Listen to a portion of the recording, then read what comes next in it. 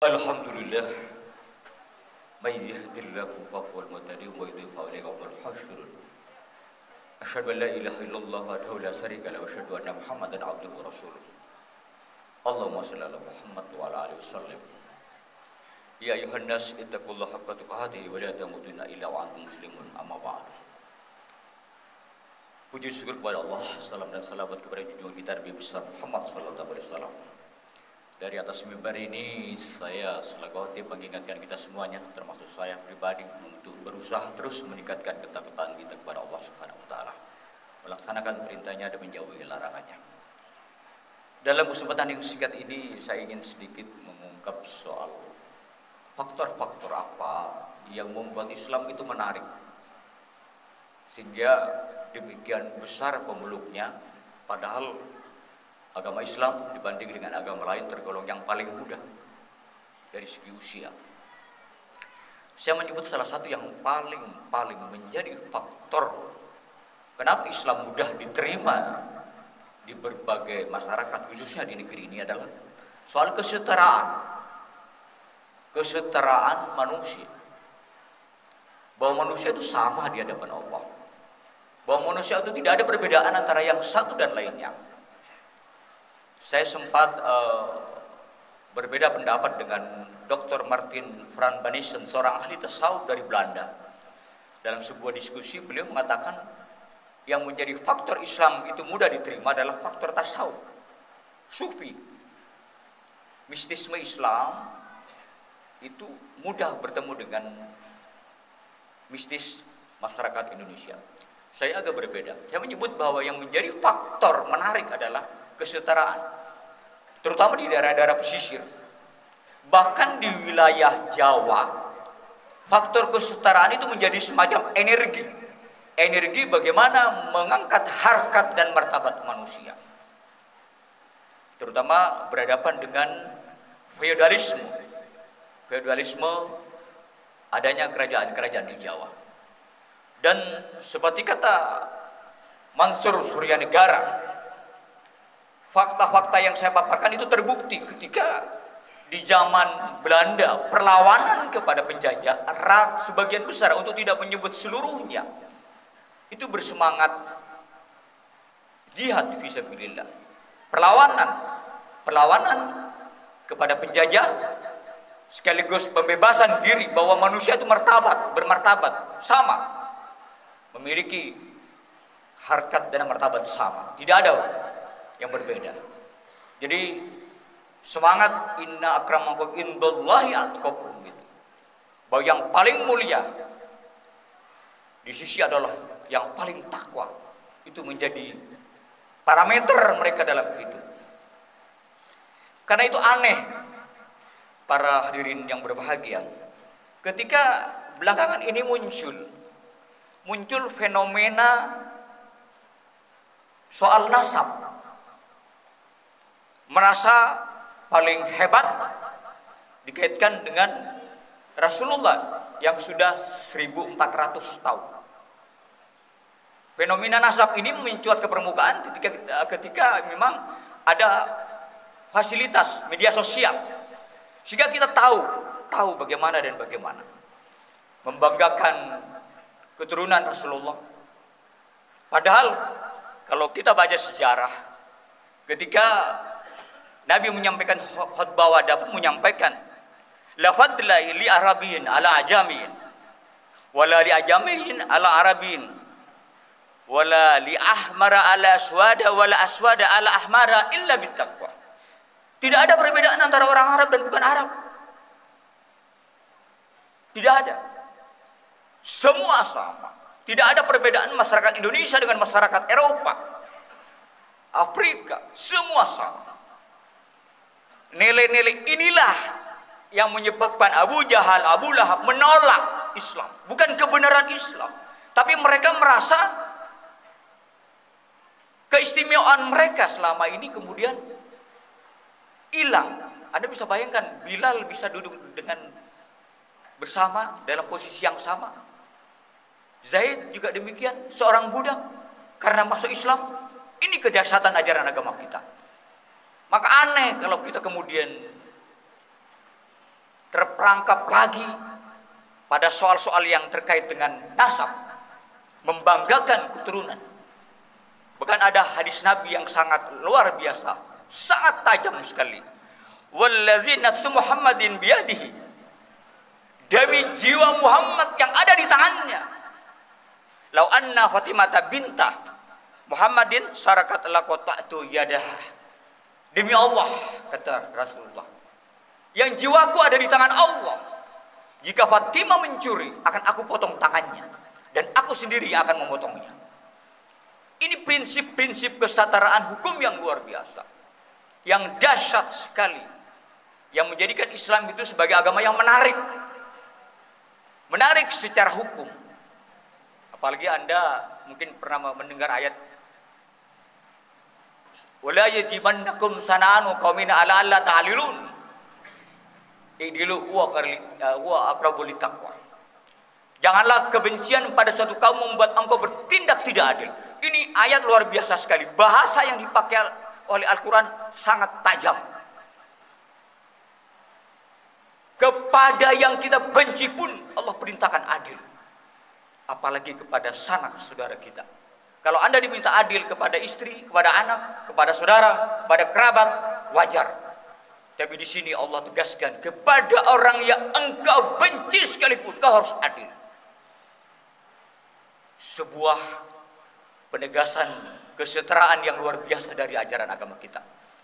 Jadi aneh di era Starlink seperti sekarang ini, di era AI, kecerdasan artifisial seperti sekarang ini, masih ada berbicara soal nasab. Beruntung kita yang berada di lingkungan Muhammadiyah. Di Muhammadiyah tidak ada Habib, kecuali Habib Hirzin, Bang Habib Hirzin, Mas Habib Hirzin. Gak ada Habib di Muhammadiyah, sama semuanya.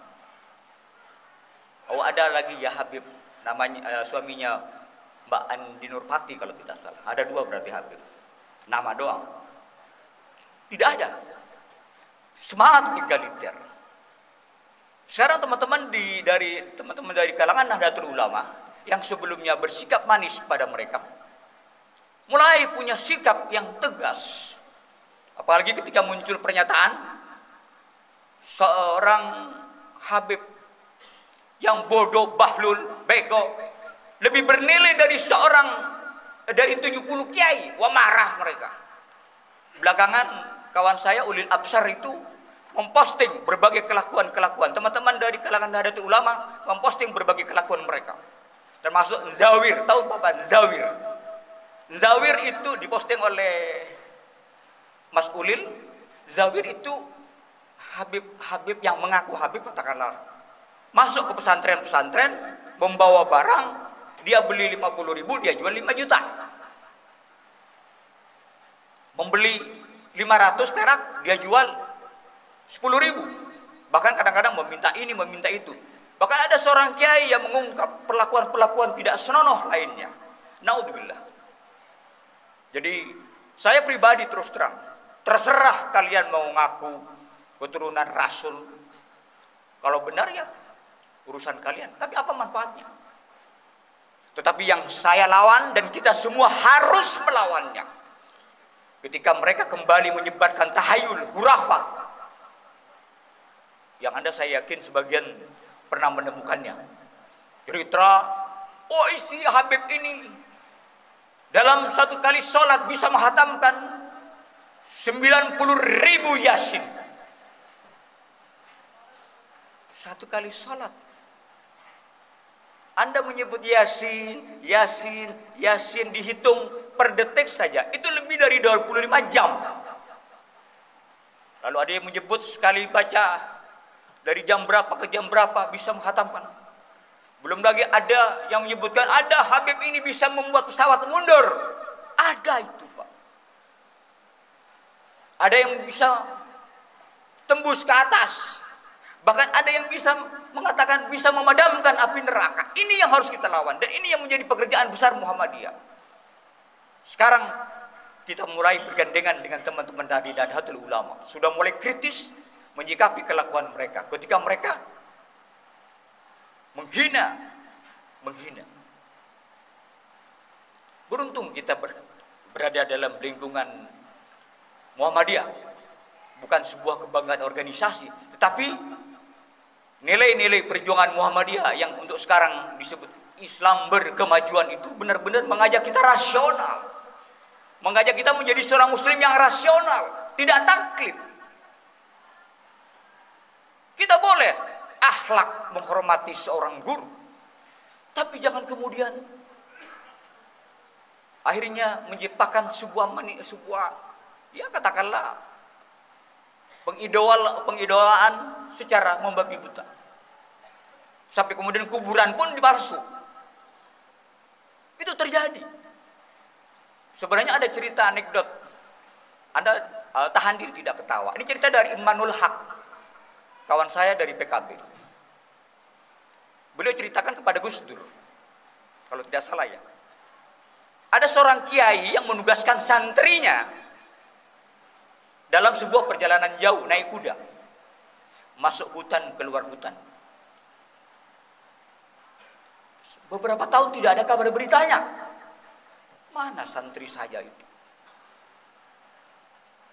Karena sudah terlalu lama, bertahun-tahun, disusullah sesuai jalan yang ditempuh. Sampai di sebuah hutan tiba-tiba menemukan sebuah kuburan keramat yang didatangi oleh berbagai banyak orang. Ketika dilihat siapa yang menjadi pimpinannya, ternyata santri dia. Kaget. Kenapa engkau tidak memberikan kabar? Saya kena musibah di hutan ini, Kiai. Saya minta maaf, minta maaf. Lalu siapa ini yang ada di kuburan? Aduh, Kiai, saya minta maaf juga, minta maaf. Kenapa?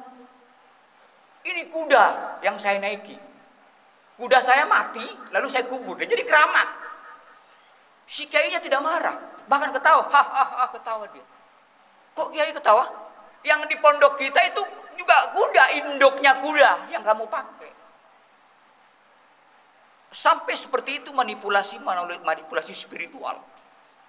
Bagaimana membangun wibawa seakan-akan seseorang punya karamah, punya apa dan sebagainya. Ada sebuah video TikTok bagus banget.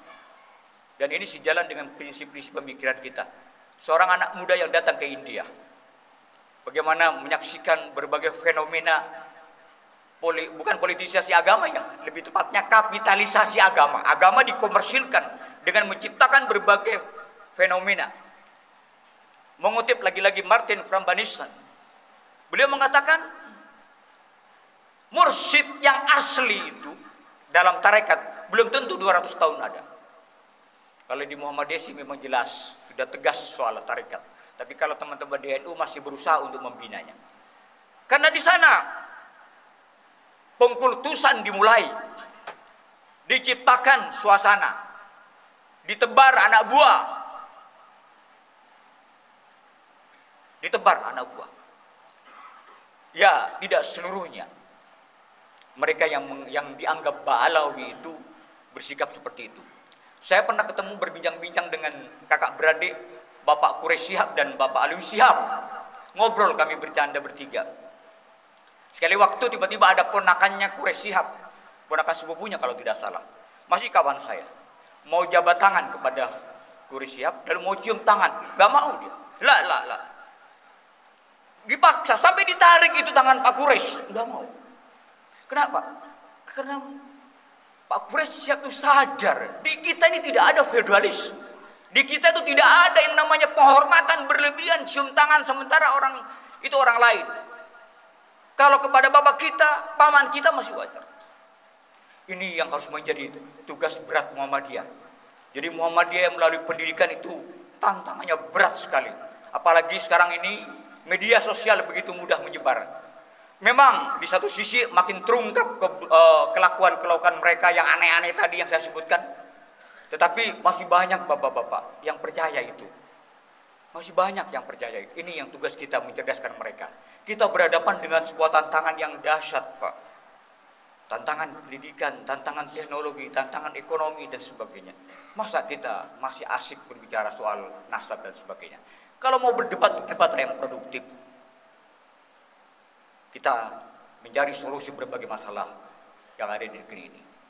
Mudah-mudahan khutbah yang singkat ini menjadi masukan bagi kita semuanya, bagi saya dan kita semuanya. Ada manfaatnya bagi kita semuanya. Barakallahu wa li wa lakum fil Qur'anil azim wa nafa'ani wa iyyakum bima fihi min ayati wa dzikril hakim wa taqabbalallahu minna minkum tilawatahu innahu huwas samiul alim. Alhamdulillah. Sayyidallahu wa annahu la ilaha illa huwa wal malaikatu wal ilmi qa'iman bil qisti. Asyhadu an la ilaha illallah wahdahu la syarika lahu wa asyhadu anna Muhammadan abduhu wa rasuluh. Para hadirin yang berbahagia, ayat yang saya baca tadi, Sayyidallahu wa annahu la ilaha illa huwa wal malaikatu wal ilmi qa'iman bil qisti, itu ayat luar biasa sekali. Ayat itu menggambarkan keindahan agama kita, bahwa malaikat itu bertauhid kepada Allah. Wajar malaikat bertauhid kepada Allah karena dia tentara Allah. Tetapi di situ disebutkan Sayyidallahu wa annahu la ilaha illa huwa wal malaikatu wa ulul ilmi qa'iman bil qisti. Dan orang-orang yang berilmu. Jadi ketauhidan itu, keimanan itu dalam Islam harus rasional. Harus menggunakan akal pikiran kita. Wala takum ma laysa laka bihi ilmun inna sama wal basara wal fuada kullu ulaika kana anhu mas'ula. Dalam hal apapun, politik, ekonomi, hukum, apalagi agama, jangan kamu mengikuti sesuatu yang tidak ada pengetahuan di dalamnya. Akan diminta pertanggungjawaban semua pandangan, ucapan, pendengaran kita. Silahkan baca surat Al-Isra ayat 36. Itu ayat indah sekali. Betapa taklid itu terlarang dalam agama kita. Mudah-mudahan ada manfaatnya. Innallaha wa malaikatahu yusholluna 'alan nabi ya ayyuhalladzina amanu shallu 'alaihi wa sallimu taslima. Astaghfirullahaladzim, astaghfirullahaladzim, astaghfirullahaladzim. Allahumma shalli ala Muhammad wa ala alihi wasallim wa ala alihi wasallim. Astaghfirullahaladzim. Allahumma ighfir lana wa li walidina wa li jami'il muslimina wal muslimat wal mu'minina wal mu'minat al ahya'i minhum wal amwat wa ya qadiyal hajat.